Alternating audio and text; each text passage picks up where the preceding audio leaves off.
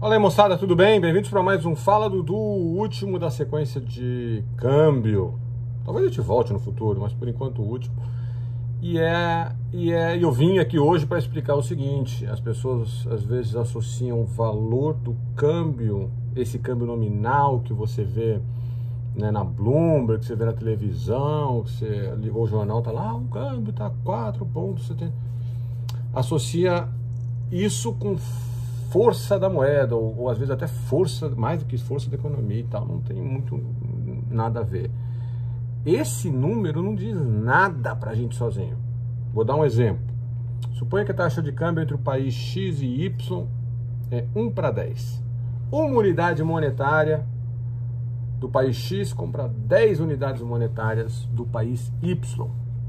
Então, isso quer dizer que o câmbio é 10 vezes, em algum sentido, mais forte, ou, não sei, a economia é 10 vezes mais forte? Não. Vamos dar um exemplinho, para deixar isso claro, um exemplo numérico, que é o seguinte: tem que pensar, na hora de fazer comparação de câmbio, você tem que levar em conta o nível de preço das coisas naqueles lugares. Essa camisa aqui, ela custa, no primeiro país, no país X, ela custa, sei lá, 10 unidades monetárias de X. E o câmbio de X para Y é 1:10, né? Não esquece disso.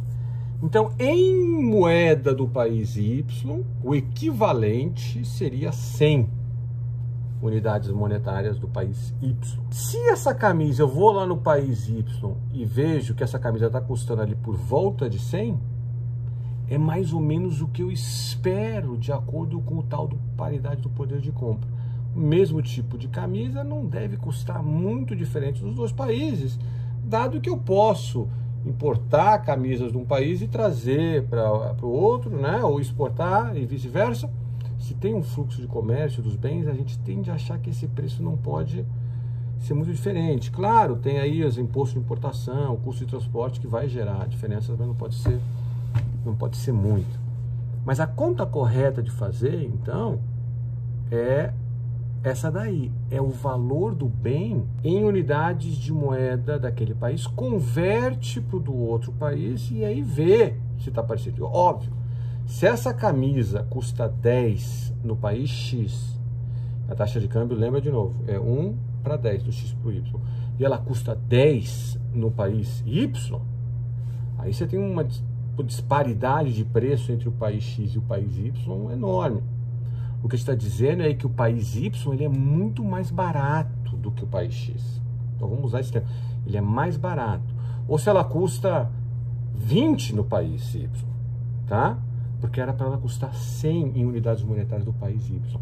Se ela custa só 20 em unidades monetárias do país Y e a taxa de câmbio é 1:10, ela é muito mais barata no país Y, tá?